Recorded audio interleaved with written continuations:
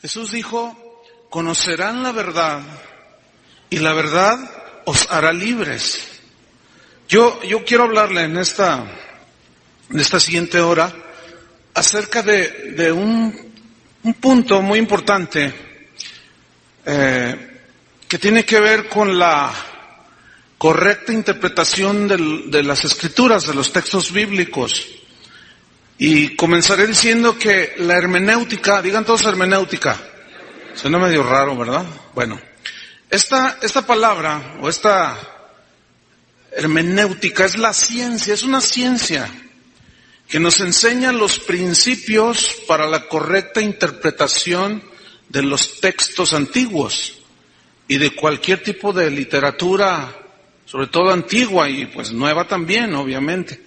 Y uno de estos principios es el principio de tomar el texto en su contexto. A ver, repitan todos, tomar el texto en su contexto.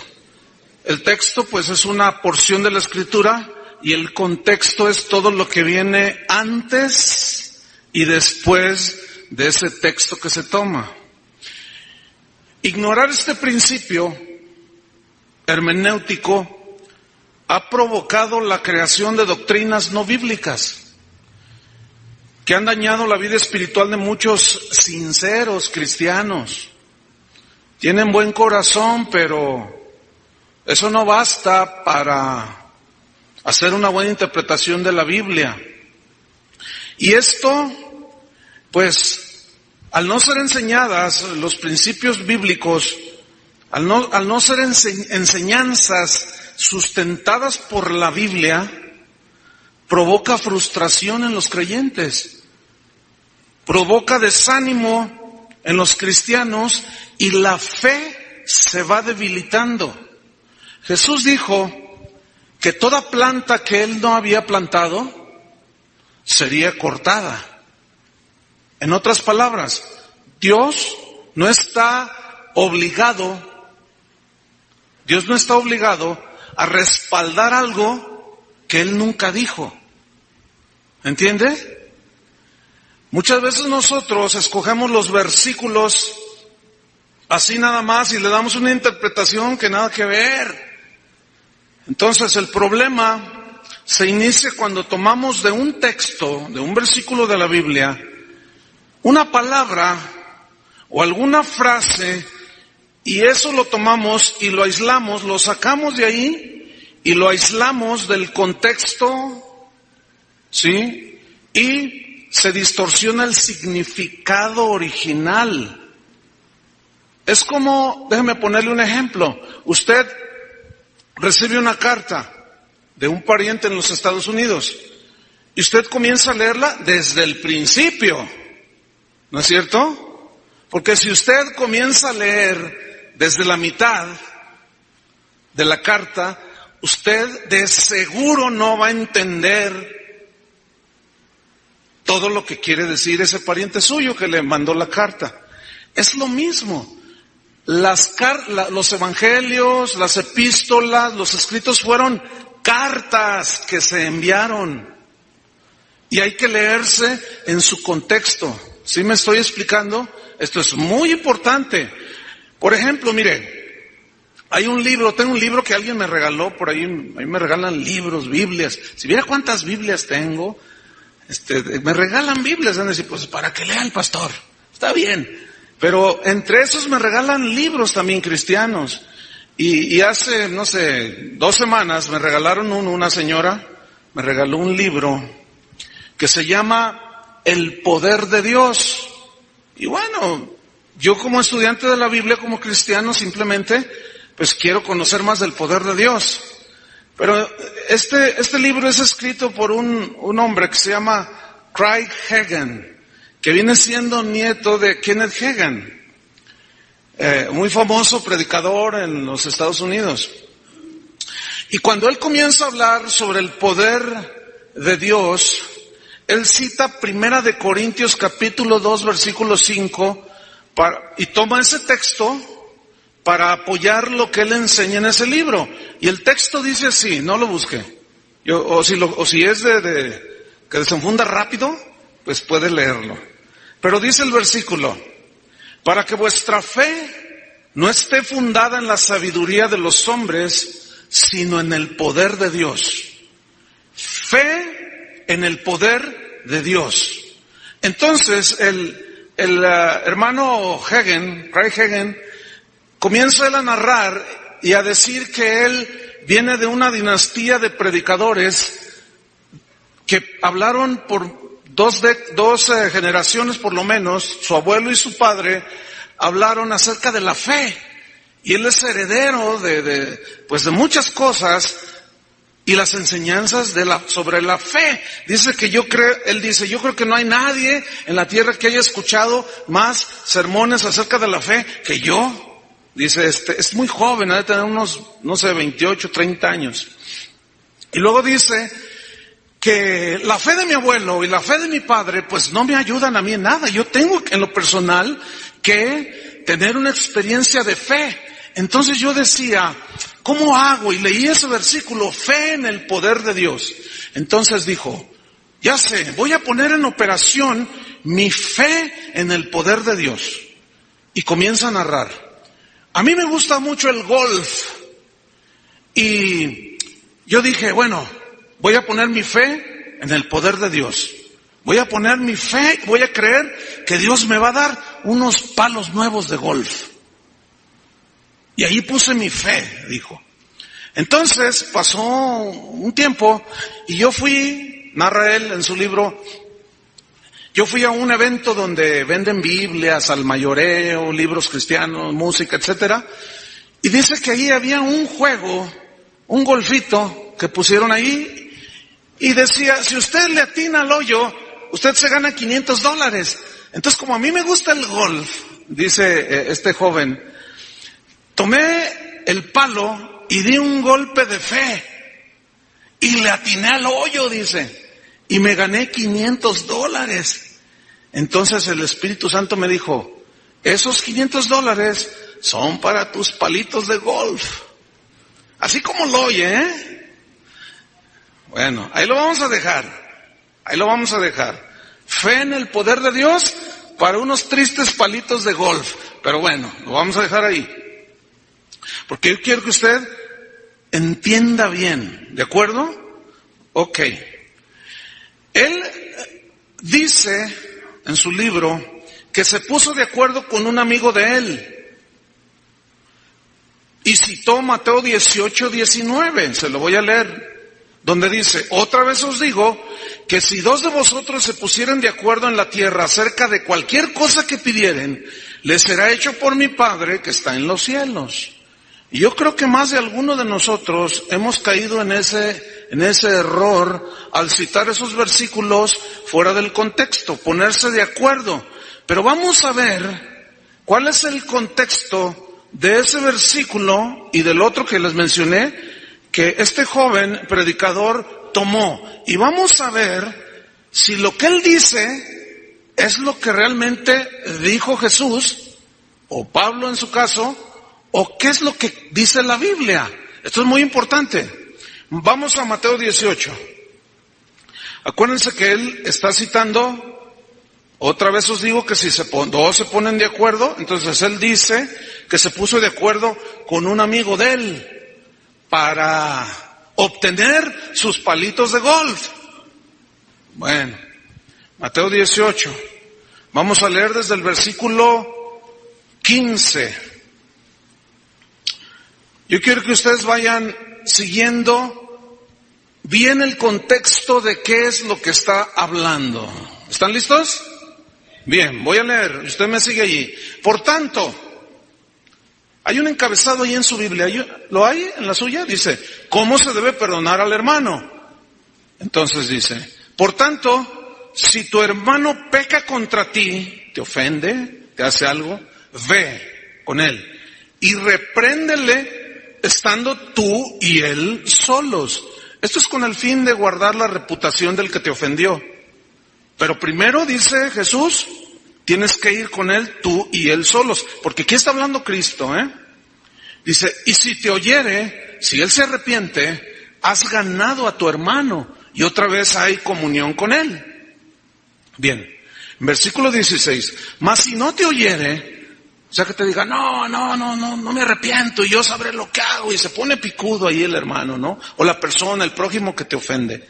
Mas si no te oyere, no te hace caso, no se arrepiente de la ofensa que te hizo, dice, toma aún contigo a uno o dos como testigos, para que en boca de 2 o 3 testigos conste toda palabra. Es decir, cuando se va a arreglar el asunto del conflicto que tienes con la persona, si no te oye de uno a uno, toma testigos. Y estos testigos deben de escuchar qué es lo que se dice en esa reunión. ¿Está conmigo? Ok. Vamos, versículo 17. Y si no los oyere a ellos, ¿quiénes son ellos allí? Los testigos. ¿Sí? Dilo a la iglesia. ¿Qué es la iglesia? La iglesia es el conjunto de creyentes que se reúnen en una localidad, así como aquí. Y aquí está hablando acerca de cómo se deben de sanar las relaciones entre hermanos de la congregación. ¿Sí? Pero la iglesia universal la formamos todos los que en cualquier lugar del mundo creemos en Cristo. Pero aquí está hablando el contexto es de la iglesia local. ¿Sí? Dice, si no los oyera a ellos, dilo a la iglesia. Es decir, al grupo de creyentes, pues hermanos, el hermano fulano de tal, pues hizo esto y no se ha arrepentido, entonces pues ya se habló con él y no quiere reconocer, se habló con testigos y pues no nos quiso escuchar, entonces pues les avisamos a todos ustedes que el hermano fulano de tal está disciplinado. Es cortado de la comunión de la iglesia. Porque la iglesia es el cuerpo de Cristo y debe de haber disciplina. ¿Están de acuerdo con eso? Ok. Entonces, ¿qué más dice? Si no los oyere, dilo a la iglesia. Y si no oyere a la iglesia, o sea, ya a la iglesia le va a decir, oye hermano, donde quiera que se lo encuentren, le van a decir, oye hermano, agarra la onda. Pero más lo que le hiciste a aquel y no te quieres arrepentir, pues no me arrepiento, dice. Así de picudo se puso el hermano o la hermana, ¿verdad? Si no oyera la iglesia, ¿qué dice? Tenle por gentil y publicano. El gentil es el pagano, es el que no es creyente. Y el publicano es un simbolismo de pecador, ¿sí? Entonces, el 18 dice, de cierto os digo, este es otro texto también que vamos a hablar más adelante.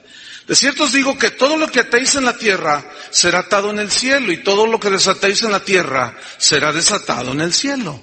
Otra vez os digo que si 2 de vosotros se pusieran de acuerdo en la tierra acerca de cualquiera cosa que pidieren, les será hecho por mi Padre que está en los cielos. Ok. Ese es el texto que tomó este hermano. ¿A qué se refiere? Que si se ponen de acuerdo 2 o 3 en cualquier cosa que pidieran, mi Padre lo hará. ¿A qué se refiere? Al pleito. Muy bien, hermano, muy bien. Es que tú estás en la escuela bíblica en la mañana. Lo que es estudiar la Biblia, ¿verdad? ¿A qué se refiere? Eso de si se ponen de acuerdo acerca de 2 o 3 se ponen de acuerdo acerca de cualquier cosa que pidan, ese cualquier cosa que pidan, ¿a qué se refiere? A la disciplina que le van a aplicar al ofensor que no se arrepiente.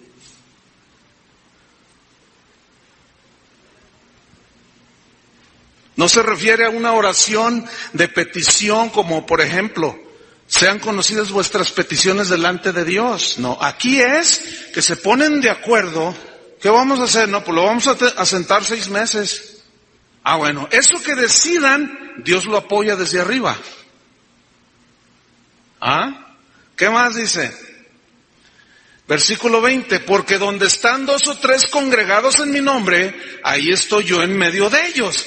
Otra vez, aquí no se refiere a la reunión de la iglesia así como ahorita, donde adoramos y escuchamos la palabra. No, esos 2 o 3 congregados en su nombre, Él está en medio de ellos, ¿qué? Apoyando la disciplina que ellos van a hacer en contra del ofensor.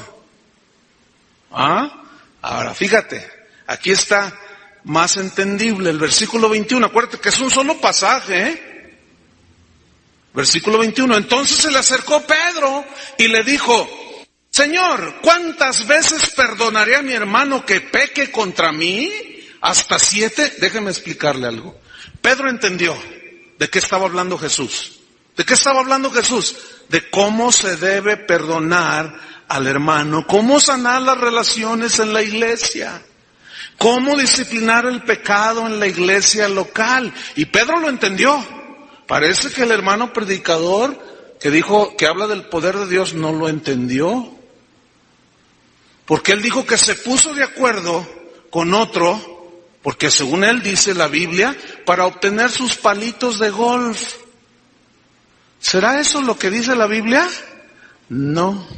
Según la regla de hermenéutica, de interpretación bíblica, de tomar el texto en todo su contexto, lo que viene arriba y abajo, eso no es lo que está diciendo, que dice el predicador, que supuestamente Dios dice. La Biblia dice que cuando tú pides algo a Dios, tú puedes ir solo, no te tienes que poner de acuerdo con nadie. Y noten ustedes cómo muchos de ustedes seguramente en alguna ocasión lo hicimos de esa manera. Me pongo de acuerdo contigo y vamos a pedir esto. Ese texto no se refiere a eso. Y de ahí surgieron doctrinas erróneas que después vamos a estudiar. Pero sigo leyendo. Estoy en Mateo, ¿qué? Se me movió. 18, 21. Entonces se le acerca a Pedro y le dijo: Señor, ¿cuántas veces perdonaré a mi hermano que peque contra mí? ¿Hasta 7? Y Jesús le dijo: no te digo hasta 7, sino aún hasta 70 veces 7. ¿Ven? ¿De qué habla ese pasaje? Del perdón. Entonces, ¿qué significa cuando dice: si 2 o 3 se ponen de acuerdo acerca de cualquier cosa que pidieren, ese cualquier cosa que pidieren se reduce al contexto de lo que se va a pedir al Señor, lo que el acuerdo que ellos van a tener? Ellos oran y esa es la aplicación que se le va a dar al ofensor. Ese es el contexto. ¿Lo entendieron o no? Ahora, si no lo entendió, esto es muy importante, porque luego hay gente que al no tener ciertos conocimientos para la interpretación bíblica, leen la escritura y hacen cada rollo y sacan cada interpretación porque la sacan de su contexto y lo aíslan, ¿sí? Y así dijo el Señor. Déjenme ponerle otro ejemplo. ¿Se acuerda cuando dice la Biblia ahí en Apocalipsis: he aquí, yo estoy a la puerta y llamo, si alguno oye mi voz, entraré a él y cenaré con él y él conmigo? ¿Ha escuchado esa escritura? Es Apocalipsis. Bueno, esa normalmente se ha enseñado cuando se ministra a la gente enseñándoles acerca de cómo evangelizar a otros. Entonces el cristiano va con el que no es cristiano y le dice: mira, el Señor dice que Él está a la puerta, llamando. Y si tú oyes su voz, Él entrará a ti y tú con Él y cenarán y tendrán comunión. Pues fíjese que no se refiere al no cristiano, se refiere al cristiano. Es Apocalipsis capítulo 3. Le está hablando a la iglesia que habían echado a Cristo de la comunión con ellos. Entonces, no se refiere a salvación, no es un versículo bien aplicado para salvación. Porque no está hablando de salvación, está hablando de comunión. Qué bueno que se quedan pensando. Eso es bueno, pero no se quede ahí, estúdienlo. O sea, no me crea a mí, usted léalo en su Biblia. Después este joven, Hegen, dice así: muchos no reciben porque no piden. Porque él recibió sus palitos de golf, ¿no? Entonces dice, hay cristianos que no reciben porque no piden. Pero ese es un versículo que él está citando. Es de Santiago capítulo 4, búsquelo en su Biblia. Santiago capítulo 4. En el versículo número 2, Santiago 4, 2. Pero fíjese una cosa, note aquí el error garrafal de sacar nada más una frase, un par de frases del versículo. Santiago 4, al final del versículo, ¿qué dice? Pero no tenéis lo que deseáis porque no pedís. Ahora vamos a ver el contexto de Santiago 4. ¿Está conmigo? Santiago 4, versículo 1. Escuche bien y léalo con atención. ¿De dónde vienen las guerras y los pleitos entre vosotros? Nada que ver. O sea, nada que ver. Fíjate lo que dice Santiago. ¿De dónde vienen las guerras y los pleitos que hay entre ustedes? Pues aquí Santiago está hablando duro, Dice, ¿no es de vuestras pasiones, las cuales combaten en vuestros miembros? Versículo 2. Codiciáis y no tenéis, matáis y ardéis de envidia y no podéis alcanzar, combatís y lucháis, pero no tenéis lo que deseáis porque no pedís. Y luego dice el versículo 3, pedís y no recibís porque pedís mal para gastar en vuestros palitos de golf. Nada que ver, hermano. ¿Lo está entendiendo? ¿Lo está viendo? ¿Lo está leyendo en su Biblia? Nada que ver. Digan todos, nada que ver. Nada. Piden y no reciben. Y no reciben porque piden mal para gastar en sus deleites. Carro nuevo, casa nueva, cartera llena.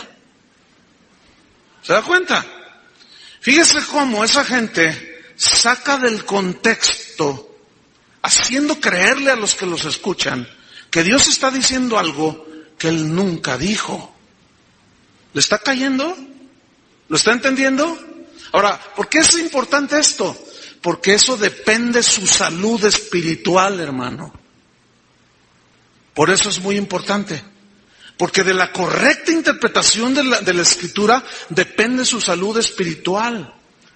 San Pedro escribió en una de sus cartas y dice, el hermano Pablo, o sea, el apóstol Pablo, es un hombre que se le ha dado mucha revelación. Dice, y hay cosas difíciles de entender, las cuales los indoctos y los inconstantes tuercen, digan todos tuercen para su propia perdición. Fíjense cómo dice Pedro, los inconstantes. ¿Qué es un inconstante? Uno que hoy viene y se para dentro de 3 meses. Uno que hoy abrió su Biblia en este momento y no lo vuelve a abrir hasta el sábado que viene. Ese es un inconstante. Y luego dice, los indoctos. ¿Qué es un indocto? Alguien que no está entendido, que no ha estudiado. Un indocto es alguien que eventualmente también toma la Escritura y dice, ay, ¿qué querrá decir aquí? Pues quién sabe, ¿qué me importa? Y luego tiene una necesidad, está en un problema y agarra la Biblia. Como dice el Señor, ayúdate que yo te ayudaré. Nada que ver, nada que ver. Fe en el poder de Dios para unos palitos de golf. Fíjense hasta dónde han rebajado. Ahora, vamos al contexto de 1 Corintios capítulo 2, que él citó en fe en el poder de Dios. Y logró tener, qué hazaña espiritual, ¿no? Unos palitos de golf. ¡Wow! ¿Cuántos quieren? Unos zapatitos blancos. Fe en el poder de... ¿Usted cree que a eso se refiere ese versículo, hermano? Por favor. Yo no sé qué onda con esos predicadores, hermano. ¿Qué onda con ellos? Y luego la gente que los está escuchando, que lee sus libros, se la cree. Uy, eso está triste. 1 Corintios capítulo 2. ¿Les parece si leemos todo el contexto? Ok, vamos a ver si se refiere a cómo obtener unos palitos de golf.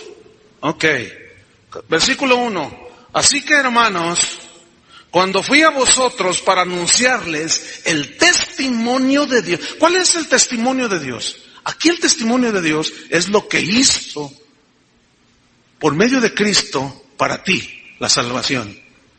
Ese es el testimonio de Dios, no palitos de golf. ¿Qué más?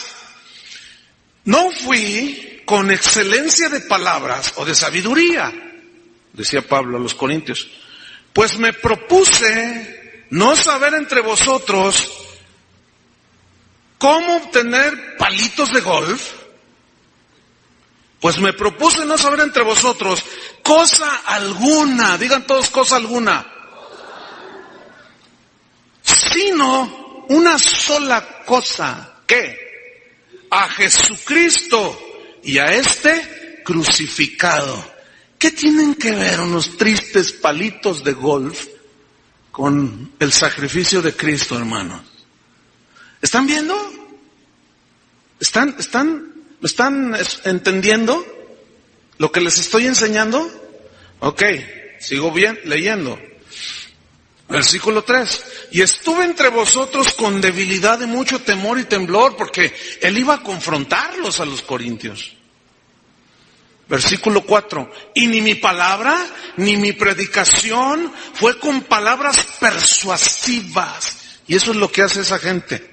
Persuaden a los oyentes con palabras persuasivas de humana sabiduría. Vea, hermano, para lograr unos tristes palos de golf, escribió un libro. Supuestamente él, para enseñar a la gente a tener fe en el poder de Dios. Qué triste, a mí me da mucha tristeza esto y me preocupa mucho. Luego dice, persuasivas palabras de humana sabiduría, no, sino con demostración del Espíritu de poder, para que vuestra fe no esté fundada en la sabiduría de los hombres, sino en el poder de Dios. Ah, qué distinto. ¿Cuál poder de Dios? Seguimos leyendo. Sin embargo, dice Pablo, acuérdense que él está hablando de sabiduría. Sin embargo, hablamos sabiduría entre los que han alcanzado, ¿qué? Madurez. ¿Qué es madurez? Mire, hay una enseñanza que yo di que se llama juzgad con justo juicio. Hará un mes, 2 meses, no sé. Ahí hago un estudio de versículo por versículo de este pasaje. Ya no lo voy a volver a hacer. Tal vez algunos lo recordarán. Lo único que estoy enseñando aquí es el contexto que envuelve a ese versículo que tomó el predicador. Entonces, pero aquí madurez se refiere a aquellos que han crecido. Que madurez se refiere aquí a aquellos que han crecido en su entendimiento. Sigo leyendo. Sabiduría entre los que han crecido en su entendimiento. Esto es madurez, que entienden las cosas. Y sabiduría no de este siglo o de este mundo, ni de los príncipes de este siglo que se mueren. 7. Mas hablamos sabiduría de Dios en misterio. La sabiduría oculta, la cual Dios predestinó antes de los siglos para nuestra gloria. La que ninguno de los príncipes de este siglo conoció, porque si lo hubieran conocido, nunca habrían crucificado al Señor de gloria. ¿De qué está hablando aquí este pasaje? ¿Que no es del sacrificio de Cristo? ¿Así lo entienden? Por eso Pablo dijo, yo no quiero mostrarles otra cosa más que a Cristo y a este crucificado.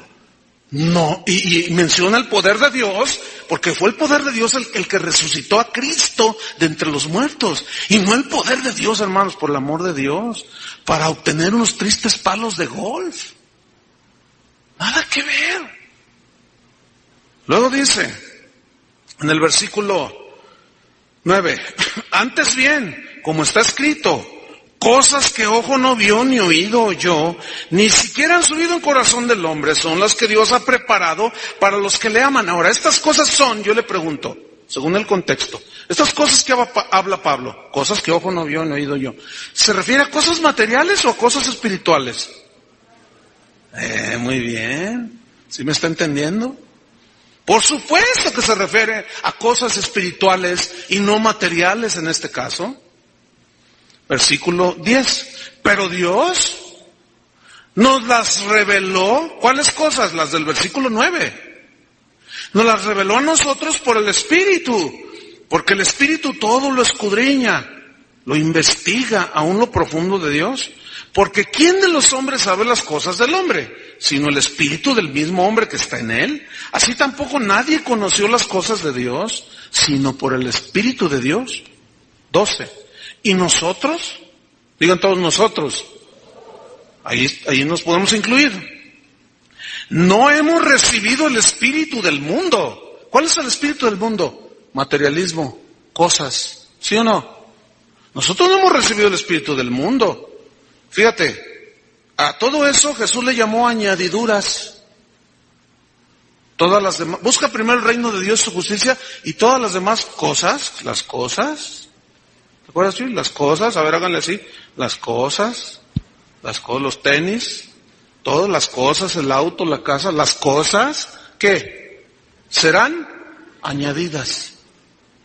Entonces, es evidente que aquí las cosas no son los bienes materiales, sino las cosas espirituales. Bien, sigo leyendo.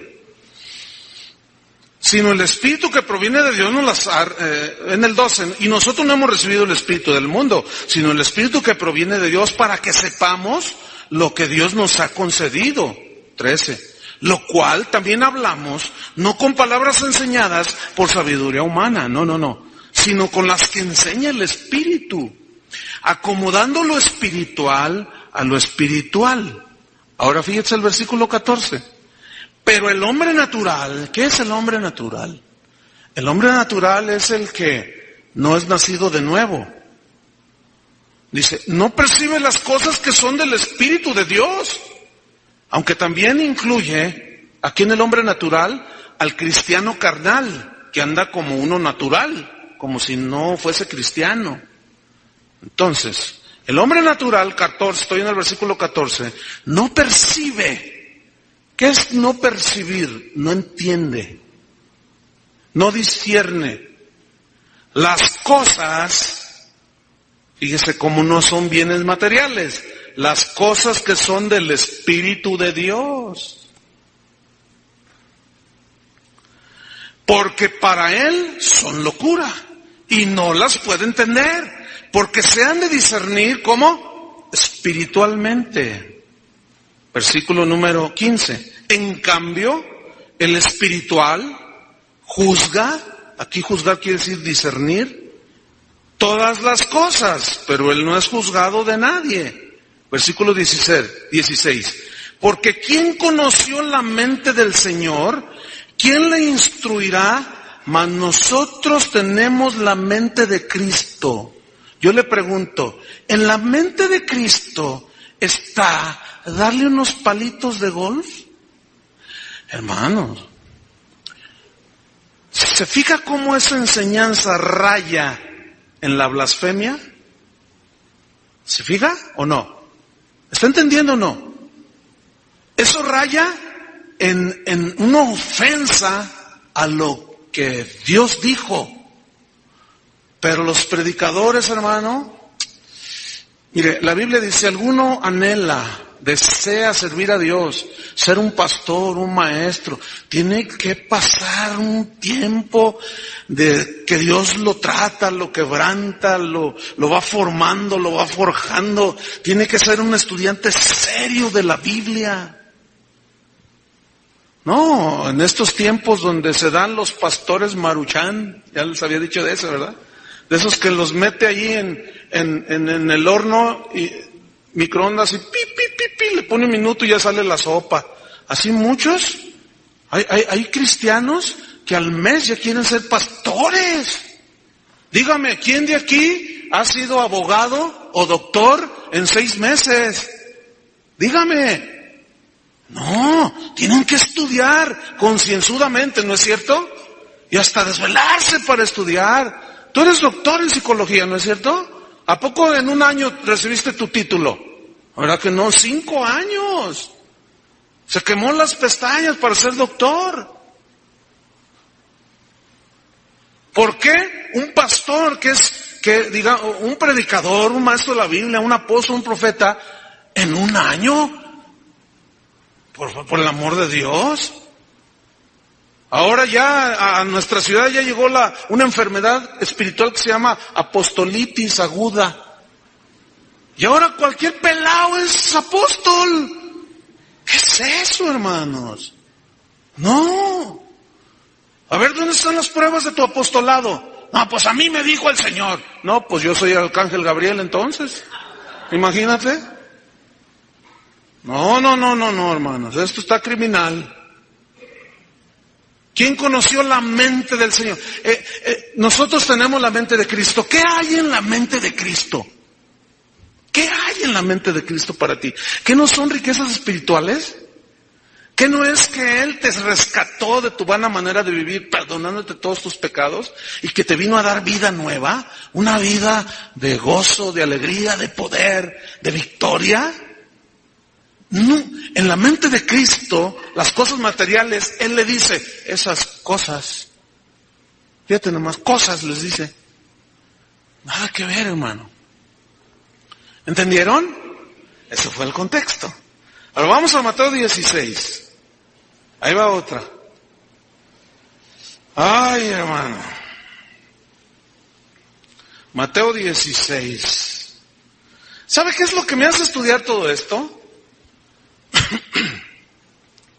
Pero que tardo tiempo, Yo se los doy en 1 hora. Pero yo me tardo días, a veces más y a veces meses. Mire, una vez un muchacho en un evento se me acercó y me dijo, oye Chuy, pastor, dice, yo tengo una pregunta, yo tengo una duda. Le digo, ¿cuál es tu duda? Dice, oye, mi pregunta es, ¿el diablo se desata? Y le dije, ¿por qué me preguntas eso? Pues es que en la iglesia donde yo asisto, todos los domingos lo atamos. Pero todos los domingos, entonces ¿quiere decir que el lunes se desata? Y estaba por allí uno de los predicadores con los que iba, yo tenía la respuesta para él, pero dije, le voy a hacer una broma. Le dije, mira, ve con él y él sí sabe porque yo no sé. Y ahí va con el otro. Oye, los demonios, Satanás se desata, y ya le pregunta y le responde, pues es que cada domingo en mi congregación lo atamos. Pero si lo atamos cada domingo, quiere decir que el lunes, el martes o el viernes se desata. Entonces, ¿qué? Y el otro se quedó así. Y yo estaba riéndome, ¿no? Entonces le dice el muchacho, es que Chuy me mandó contigo, le dice. Pero ¿saben una cosa? El otro predicador se le movió el tapete. Después me dijo, oye, no me hagas eso, me dice. Es que la verdad me dejó pensando el muchacho. ¿Cuántos han oído esta oración? Te ato, Satanás. ¿Han oído eso? ¿Nunca lo han oído? Ah, qué bueno que no lo han oído. Los que no lo han oído, qué bueno, no están maleados. Pero inclusive, ¿cuántos han orado así? Han oído, yo ato al espíritu de narcotráfico. Nosotros, aquí en esta iglesia, en ocasiones se nos ha salido. ¿Nunca han oído eso? ¿Verdad que sí, Chuy? Yo ato al espíritu de no sé qué, y es una atadera impresionante. Mire, uno de los que empezaron a dar mucho auge en esto fueron unos pastores aquí en la República Mexicana, donde en la ciudad donde ellos viven hay mucho narcotráfico. Y tienen como 15 años atando el narcotráfico. No solo no se ha detenido, está peor. Entonces, ¿qué pasó? ¿Qué pasó? ¿Será que no es algo que la Biblia no enseña? Porque no pasa nada. ¿Ah? ¿Ya los hice pensar? Bueno, está bien, eso me gusta porque al menos se me duermen y están atentos. Mateo 16, versículo 13. Ok, ahí va. ¿Están listos? Ahí vamos. Viniendo Jesús a la región de Cesarea de Filipo, preguntó a sus discípulos. ¿A quién le preguntó? A todos los 12 que iban con él, diciendo: ¿quién dicen los hombres que es el Hijo del Hombre? O sea, él mismo. ¿Quién dicen los hombres que soy yo? Ellos dijeron: unos dicen que eres Juan el Bautista, otros dicen que eres Elías, otros dicen que eres Jeremías o alguno de los profetas. Fíjate nomás. Así está la gente, no saben ni qué rollo. No saben quién es Cristo. ¿Tú sabes quién es Cristo? Pues no sé, se me hace que es uno que pues llegó por ahí y lo crucificaron. Así estaban estos. Pues unos dicen que eres Elías, otros que eres Juan Bautista. Y luego dice el versículo 15, y él les dijo: ¿y vosotros? Fíjate cómo les pregunta a todos, está en plural. ¿Y vosotros? No se dirigió a uno solo en particular, ¿cierto? Les dijo: ¿y vosotros? ¿Quién decís que soy yo? Versículo 16. Respondiendo Simón Pedro, escuche, así como respondió Simón Pedro, pudo haber sido Juan o Bernabé, ¿sí o no? Porque les preguntó a todos, no le preguntó a Pedro. Nada más que Pedro era el más osado, era el más aventado, como decimos, ¿no? Ese era... Respondió Simón Pedro y dijo: tú eres el Cristo, el Hijo del Dios viviente. ¡Wow! ¡Qué afirmación! Y en el versículo 17, entonces le respondió Jesús: bienaventurado eres, Simón Pedro. Acuérdense que le cambió el nombre, por eso se llamaba Simón. Le dice: Simón, tu papá se llama Jonás, le dice. Porque no te lo reveló, ¿qué? ¿Que no le reveló qué? Que era el Hijo de Dios. No te lo reveló carne ni sangre, es decir, persona humana. No. Sino mi Padre que está en los cielos te lo reveló. Y luego dice el 18, y yo también te digo que tú eres Pedro, y sobre esta roca edificaré mi iglesia, y las puertas del Hades o del infierno no prevalecerán contra ella. Ay, estos son todos los versículos que, cuánta guerra han dado. ¿Todo por qué? Por haberlo tomado fuera del contexto. Y hay quienes creen que sobre Pedro se edificó la iglesia cristiana. Yo le voy a demostrar, es muy fácil echar por tierra eso. Jesús le pregunta a todos, pero responde Pedro. Dice: bienaventurado Simón, porque no te lo reveló nadie sino mi Padre que está en el cielo. Yo también te digo que tú eres Pedro, y sobre esta roca edificaré mi iglesia. Ok. La palabra Pedro viene del griego Petros, que significa una pequeña roca, una piedra pequeña. ¿Sí? Y sobre esta roca, la palabra que se traduce por roca, en el original griego es la palabra Petra. Así es que si aquí hay alguna Petra, es una señora que quiere decir piedra. Pero es la Petra, es la verdad eso, Petra es roca gigantesca. Eso quiere decir Petra. Y Petros es una piedrita que se desprendió de la roca. ¿Entiende? Entonces, ¿qué quiso decir Jesús? Tú eres una piedrita y sobre esta roca edificaré mi iglesia. Imagínense la iglesia edificada sobre una piedrita. ¿Pero por qué está mal interpretado? Porque lo sacan del contexto.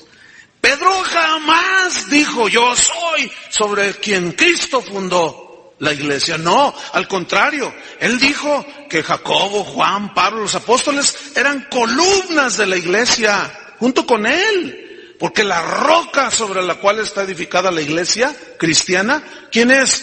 Es Jesucristo.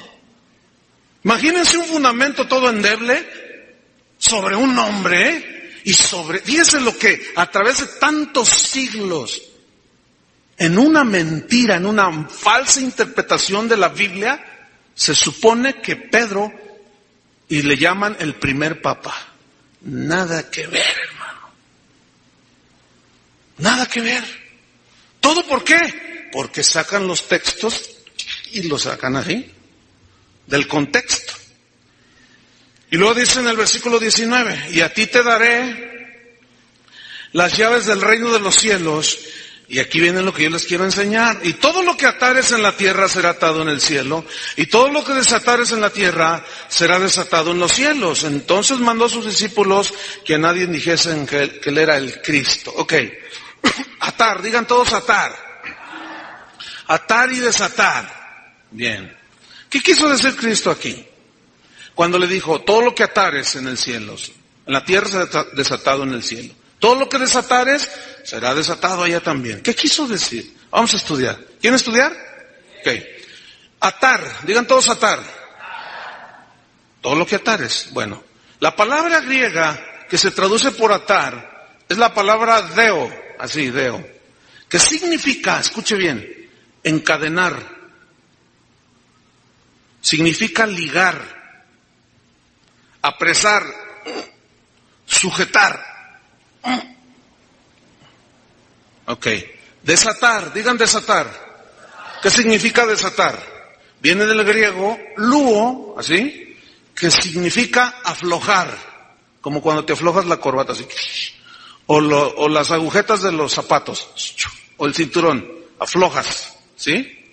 Significa soltar las cadenas, le quitas el candado y caen, soltar las cadenas. Significa desatar, derribar. También significa destruir. Ok. ¿Cuál es el contexto de atar y desatar? ¿A qué se refiere aquí?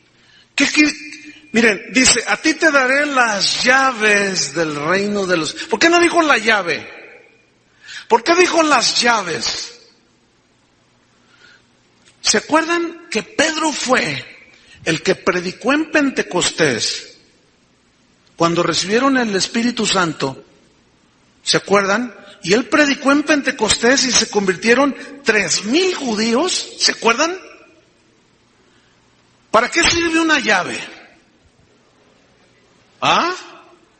¿Para abrir? ¿Qué hizo Pedro con los 3,000 que se convirtieron el día de Pentecostés? Les abrió la puerta, ¿de dónde? Del reino de los cielos, hermano. ¿Qué debemos de hacer para ser salvos? Crean en el Señor Jesucristo. Órale. Y serán salvos ustedes, todos. A ver, bautícense cada uno de vosotros. Crean y bautícense. Y serán salvos. Órale. Pues, ¿qué impide? Pues, órale, vámonos. ¿Qué hizo? Les abrió las puertas con la llave. Pero ¿por qué no dijo Jesús la llave? Dijo las llaves. Después, en el libro de los Hechos, en el capítulo 15, se discute el por qué Pedro, en la casa de Cornelio, que era un gentil, no era judío, llegó y les predicó y creyó su casa con toda su familia.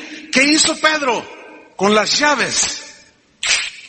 Le abrió la puerta de la salvación a los gentiles e hicieron en el capítulo 15 del libro de los Hechos un concilio. Se juntaron todos los apóstoles, los ancianos, los líderes de la iglesia cristiana se reunieron en Jerusalén y dijeron, a ver, ¿cómo que también los gentiles se están salvando?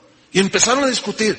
Pues sí. Dice Pedro, pues yo les prediqué y hasta el Espíritu Santo recibieron. Y unos decían, ¿cómo? No. La salvación nada más es para los judíos. Y luego otros decían, no. Bernabé decía, no. Las Escrituras dicen que así. Y empiezan a discutir y empiezan a consultar las Escrituras y llegan a la conclusión de que la salvación es no solo para los judíos, sino para todo el que cree. Entonces dicen ellos, cuando les cae el 20 dicen, de manera que también a los gentiles Dios les ha dado arrepentimiento, salvación, les ha dado arrepentimiento y perdón de pecados. Dijeron, sí. ¡Ay, qué tremendo! ¿Qué hizo Pedro? Usó las llaves para meterlos al reino. ¿Qué haces tú? Escúchame, ¿qué haces tú? ¿Qué hago yo cuando le compartes a una persona acerca de la salvación de Cristo? Cuando te dice, ¿y qué debo de hacer? Tú metes la llave, abres, ¿y a dónde la haces pasar? Al reino de los cielos. Entonces, ¿está hablando del diablo allí? En ese contexto, todo lo que atares, mencionan en algún parrafito ahí o en el contexto a Satanás, espíritus inmundos y eso. No. Entonces, ¿a qué se refiere? Está hablando de la autoridad que se nos ha delegado para hablar el evangelio. ¿Sí? Y está hablando también de la disciplina y el gobierno que deben de hacer, en este caso, los apóstoles y posteriormente los pastores y los ministros en las iglesias cristianas. La disciplina. Porque si ustedes se fijan en el contexto, está hablando de la iglesia, en el versículo 18. Edificaré mi iglesia, las puertas del infierno no prevalecerán contra la iglesia, y a ti te daré las llaves del reino de los cielos. Fue Pedro el que las usó, pero después en otras escrituras se habla de que también a nosotros, he aquí les doy potestad de hollar serpientes y escorpiones, contra toda fuerza del enemigo, y nada os dañará. Ahora, fíjense bien, vamos rápidamente, bueno, no sé si tengo tiempo. Ok, vamos. Vamos, 1 Corintios 5. Habla de disciplina en la iglesia, que tenía que ejercerse la disciplina en la iglesia. 1 Corintios, capítulo 5, versículo 5. Ahí va, se los voy a leer. Me voy a ir un poco rápido, 1 Corintios 5, 5. Había un hombre que había tomado ahí en fornicación a una mujer que era pariente suya. Dice, el tal se ha entregado a Satanás para destrucción de la carne, a fin de que el espíritu sea salvo en el día del Señor. Entregado a Satanás. Disciplina en la iglesia. Ahí, ¿qué estaban haciendo con el pecador? Lo estaban, ¿qué? Atando. ¿Cómo? ¿Cómo es esto? Sí, lo estaban encadenando, ligando, apresando, sujetando. ¿Para qué? Para que ya no hiciera de las suyas, hermano. ¿Entiende? Eso es la disciplina. Esa es la autoridad que Dios les había dado. No está hablando aquí de atar demonios ni nada por el estilo, No. Otro versículo. Vamos a 2 Corintios 12. 2 Corintios 12, en el versículo número 20. 2 Corintios 12, 20. 1 Corintios 12, 20. Voy a leer. Es segunda, dije primera, ¿verdad? Segunda, 12, ok, voy a leer 12, 20, yo abrí mal. Fíjate lo que les dice aquí a los corintios. Pero me temo que cuando llegue, no os halle tales como quiero, y yo sea hallado de vosotros cual no queréis, que haya entre vosotros contiendas, envidias, iras, divisiones, maledicencias, murmuraciones, soberbias, desórdenes. Que cuando vuelva me humille Dios entre vosotros, y quizá tenga que llorar por muchos de los que antes han pecado y no se han arrepentido de la inmundicia y fornicación y lascivia que han cometido. Capítulo 13, versículo 1. Esta es la tercera vez que voy a vosotros.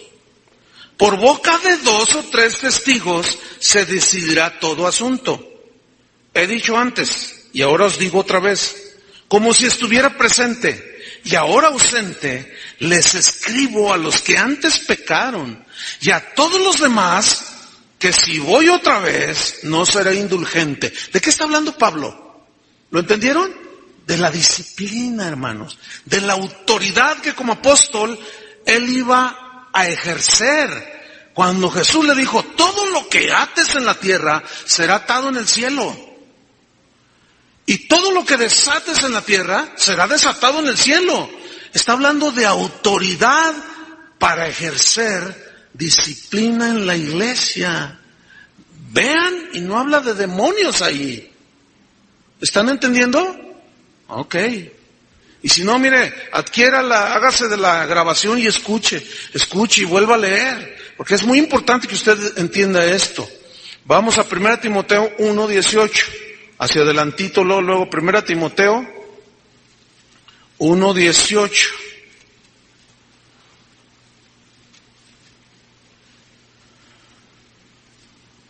1 Timoteo 1, versículo 18, y dice así: este mandamiento, hijo mío Timoteo, te encargo. Fíjate, el apóstol usando la autoridad, ¿sí?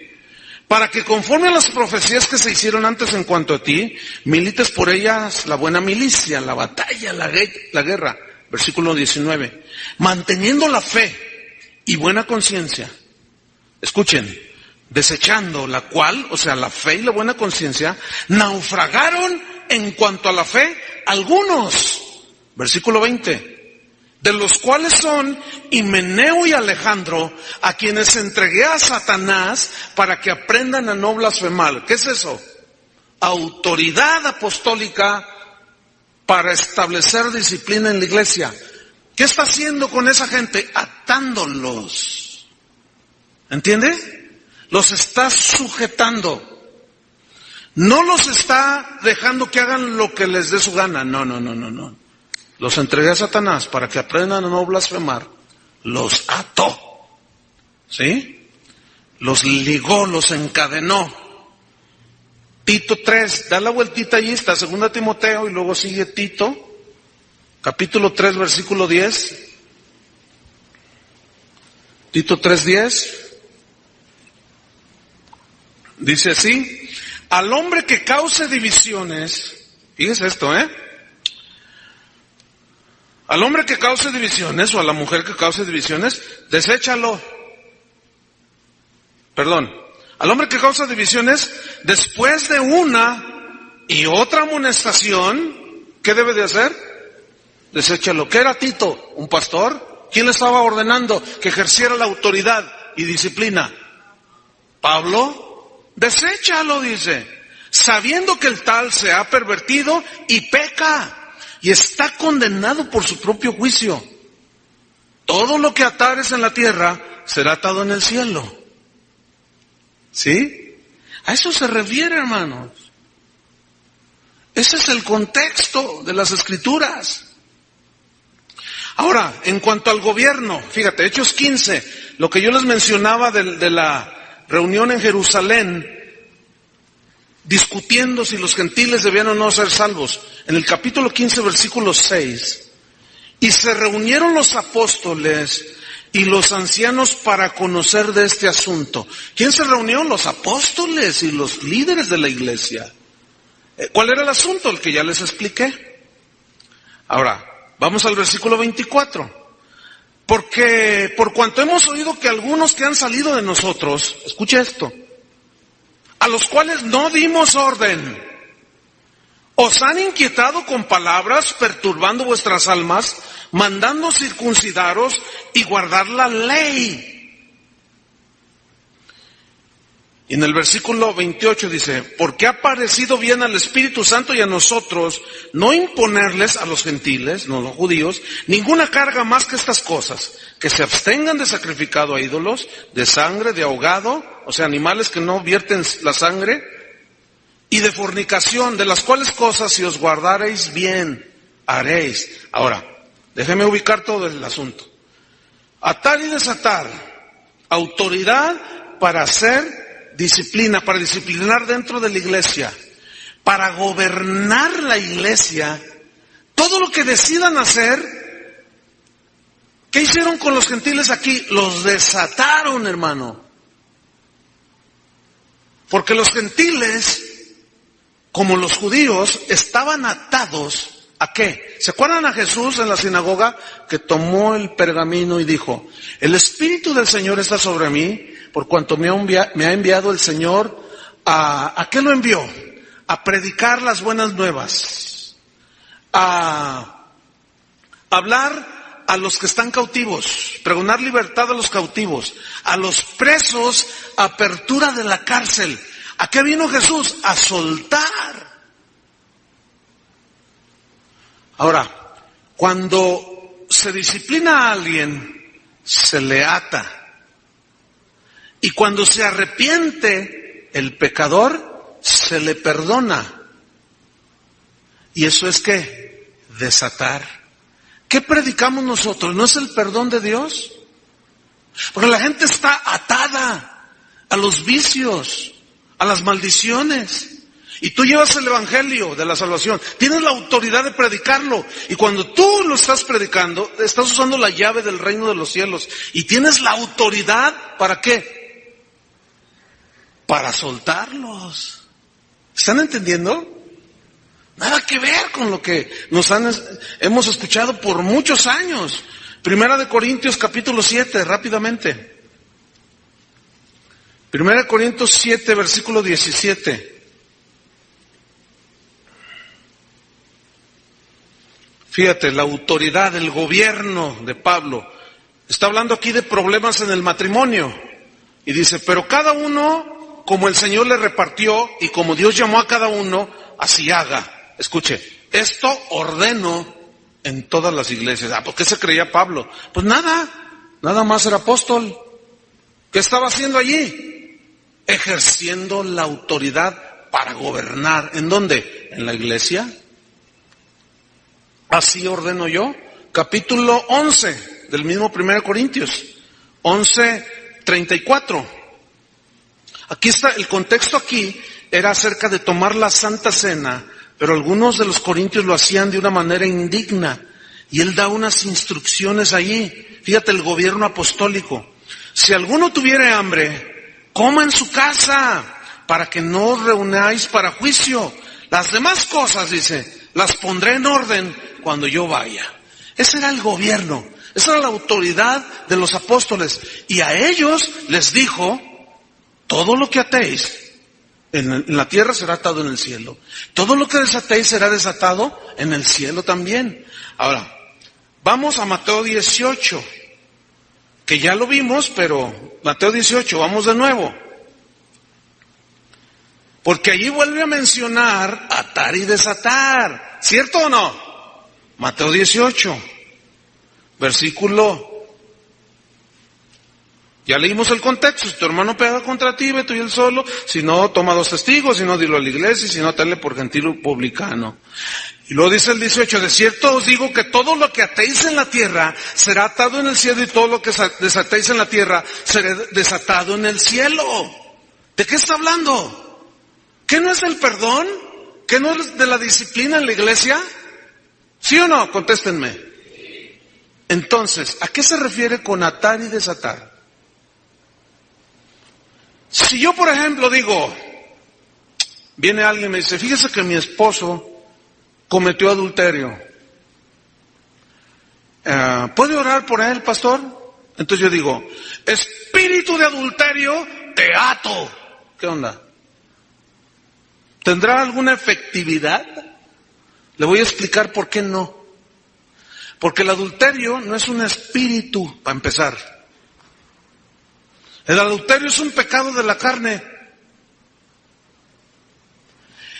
Que los espíritus influyen y excitan a la gente para que lo haga, esa es otra cosa. ¿Han oído eso de, yo dije, espíritu de narcotráfico, ¿verdad? Bueno, no es ningún demonio del narcotráfico. Porque si fuera demonio y te ato espíritu de narcotráfico, se acabaría, ¿no? ¿Se han fijado que no solo no se ha acabado? ¿Se han fijado que no solo no ha acabado, sino se ha multiplicado? Las últimas estadísticas dicen que México antes era un país de paso de la droga. Ahora dicen es un país consumidor de droga. Y hay no sé cuántos millones de mexicanos consumiendo droga. Ah, caray, entonces ¿dónde está tanta atadera del demonio de narcotráfico? No. No hay que confundir, hermanos, porque si es un espíritu, nomás lo echas fuera y se acabó. Santo remedio. A ver, venga, usted cometió adulterio. Espíritu de adulterio, sal fuera. Y ya se salió, y ya no va. Ya camina santamente. No, pues espíritu de mentira, sal fuera. No. Espíritu de robo. No son espíritus, son pecados de la carne. Y lo peor, te ato, espíritu de robo. y la persona sigue robando. ¿Qué pasó allí? Espíritu de adulterio, te ato, y el hombre sigue adulterando. ¿Qué pasó allí? No es un espíritu, son pecados. Tienes que arrepentirte de tu adulterio, de tu pecado de adulterio.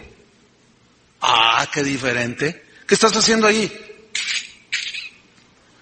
Pues no me arrepiento. Pues no te arrepientas, si te das media vuelta y te vas, se quedó atado el tipo. ¿Entienden? Pues sí, le he fallado a mi esposa, he robado, ¿qué tengo que hacer? Arrepiéntete, Cristo limpia tus pecados, te son perdonados, pásale, éntrale, ¿y qué haces? Lo desatas.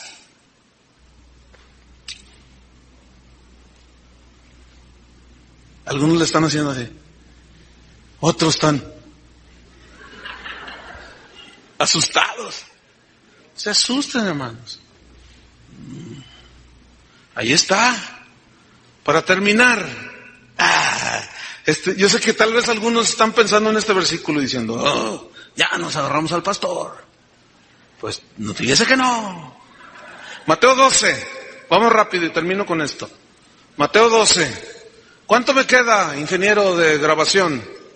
¿Como qué? ¿15 minutos? ¿10 minutos? Ah, sí alcanzo, 10 minutos. Ok, Mateo 12, 22. Ahí va. Entonces fue traído a él un endemoniado, ciego y mudo, y le sanó de tal manera que el ciego mudo veía y hablaba. Y toda la gente estaba atónita y decía, ¿será este aquel hijo de David? Mas los fariseos al oírlo decían, este no echa fuera a los demonios, sino por Belcebú, príncipe de los demonios. Sabiendo Jesús los pensamientos de ellos, les dijo, todo reino dividido contra sí mismo es asolado. Y toda ciudad o casa dividida contra sí misma no permanecerá. Y si Satanás echa fuera a Satanás, contra sí mismo está dividido. ¿Cómo pues permanecerá su reino? Y si yo echo fuera los demonios por Belcebú, ¿por quiénes lo echan vuestros hijos? Por tanto ellos serán vuestros jueces. Pero si yo por el Espíritu de Dios echo fuera los demonios, ciertamente ha llegado a vosotros el reino de Dios. Porque ¿cómo puede alguno entrar en la casa del hombre fuerte y saquear sus bienes si primero no le ata? Y entonces podrá saquear su casa. El que no es conmigo, contra mí es, y el que conmigo no recoge, desparrama. Por tanto os digo, todo pecado y blasfemia será perdonado a los hombres, mas la blasfemia contra el Espíritu no le será perdonada. A cualquiera que dijere alguna palabra contra el Hijo del Hombre le será perdonado, pero el que hable contra el Espíritu Santo no le será perdonado, ni en este siglo ni en el venidero. O haced el árbol bueno y su fruto bueno, o haced el árbol malo y su fruto malo, porque por el fruto se conoce el árbol. Generación de víboras, les dijo a los fariseos. ¿Cómo podéis hablar lo bueno siendo malos? Porque de la abundancia del corazón habla la boca. El hombre bueno del buen tesoro del corazón saca buenas cosas, y el hombre malo del mal tesoro saca malas cosas. Mas yo os digo que de toda palabra ociosa que hablen los hombres, de ellas darán cuenta en el día del juicio, porque por tus palabras serás justificado y por tus palabras serás condenado. Ok, aquí el versículo controversial y sacado del contexto, así, terriblemente, es el 29. Porque ¿cómo puede alguno entrar en la casa del hombre fuerte y sacar sus bienes si primero no le ata? Ok. Atar aquí, escúcheme bien, habla, según el contexto, de la victoria que Cristo logró en la cruz del Calvario. A eso se refiere. Porque ¿quién era más poderoso que aquí es el hombre fuerte? Es efectivamente Satanás. Pero Jesús, al vencerlo en la cruz, demostró que era más poderoso que Satanás.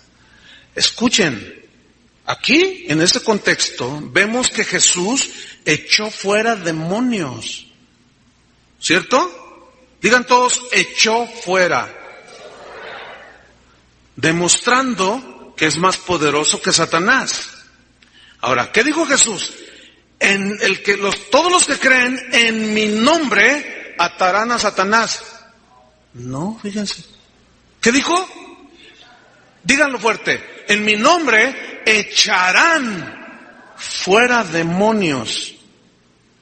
A los apóstoles, nunca en el libro de los Hechos, ni en las epístolas, en ninguna parte en la Biblia, se les ve atando demonios.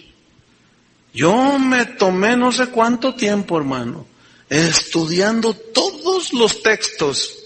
No encontré uno solo donde haya una mínima evidencia de que los apóstoles ataran demonios y a Satanás. No hay uno solo. Nos han engañado por mucho tiempo, hermanos. No, a los demonios y a Satanás no se le ata. ¿Sabes por qué? Simplemente porque Dios no lo designó de esa manera. Hay solamente 2 versículos cuando se ata a Satanás y a los demonios, y esos están en Apocalipsis. Y resulta que esos que atan a Satanás y los demonios es el arcángel Miguel. Dice, y salió el ángel de la presencia de Dios y ató a Satanás por 1000 años. Son los únicos 2 versículos, pero en cuanto a los creyentes no hay una evidencia, una sola. Yo estoy dispuesto a que si me equivoco, alguien me diga, no, mire, aquí dice, y Pedro y Pablo, ¿se acuerdan de aquella muchacha que salía, esos son siervos del Altísimo? No le dijo, te ato, Satanás, ¿verdad que no? No le dijo, sal fuera de ella. Echó fuera demonios. El único que lo pudo atar para saquear todo fue Cristo con su sacrificio. Entonces, como ya lo ató, lo sujetó, y a nosotros nos dio las llaves del reino, nosotros, atar y desatar no es para que nosotros nos enfrentemos a los demonios, no. Eso es disciplina y gobierno en la iglesia. Pero a nosotros se nos dio la autoridad de echar fuera demonios. Amén. Un último versículo, no lo busquen. Santiago 4:7 dice, someteos pues a Dios, resistid al diablo y huirá de vosotros. ¿Qué es resistir? Es una palabra griega que significa pararse oponiéndose. Así. Significa contradecir. ¿Cómo es esto? A ver, contradecir. Y esta es la conclusión. ¿Cómo es esto? ¿Se acuerdan de Mateo capítulo 4? Si eres hijo de Dios, di que estas piedras se conviertan en pan. Escrito está, Satanás. No solo de pan vivirá el hombre. Esas escrituras las voy a enseñar el próximo. Dios me da unos mensajes, pero de veras, hermano. Estamos encontrando mucha revelación y entendimiento en la Biblia, gracias a Dios. Pero escrito está, no solo de pan vivirá el hombre. Ahora, yo quiero que usted vea esto. ¿Lo ató? No. ¿Qué hizo? Lo resistió. ¿Cómo? Se le paró enfrente y lo contradijo. Eso es. Resistid al diablo y huirá de vosotros. Se nos dice a nosotros, resistan al diablo, échenlo fuera. Nunca se nos dice que lo atemos.